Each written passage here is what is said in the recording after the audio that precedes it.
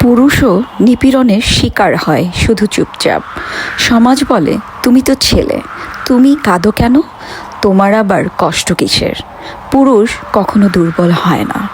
এই কথাগুলোর আড়ালে হারিয়ে যায় অনেক চোখের জল, অনেক অপমান, অনেক না বলা কথা। সে পুরুষ, তাই হয়তো রাতে বিছানায় শুয়ে নিঃশব্দে কাঁদে। অভিযোগ করে না, কারণ বললেই কেউ হাসবে, তাকে দুর্বল বলবে, অপমান করবে। সে যখন মানসিক অত্যাচার সহ্য করে, তখন কেউ দাঁড়ায় না তার পাশে।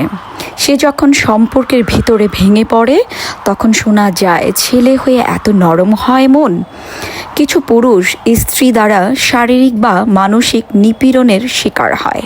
কিছু পুরুষ পরিবারের আত্মসম্মান বা সমাজের ব্যঙ্গের পাত্র হন, কিন্তু তারা মুখ বন্ধ রাখেন, কারণ আমাদের সমাজ পুরুষের চোখের জল মানে না।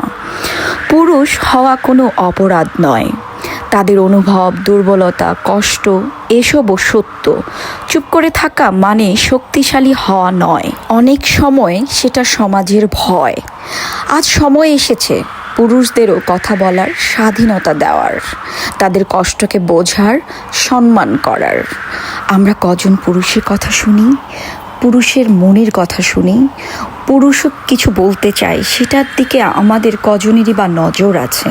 চলুন আমরা সবাই সবার কথা শুনি, আমরা সবাইকে বোঝার চেষ্টা করি, হৃদয় দিয়ে সম্পর্কগুলোকে অনুধাবন করি। তখনই দেখবেন প্রত্যেকটি সম্পর্ক সুন্দর ও সুস্থভাবে বেড়ে উঠবে। সমাজ আজ ভেঙে যাচ্ছে, কেননা কেউ কারো কথা শোনে না, কেউ কাউকে অনুভব করে না, কেউ কারোর কাছে নিজেকে মেলে ধরে না।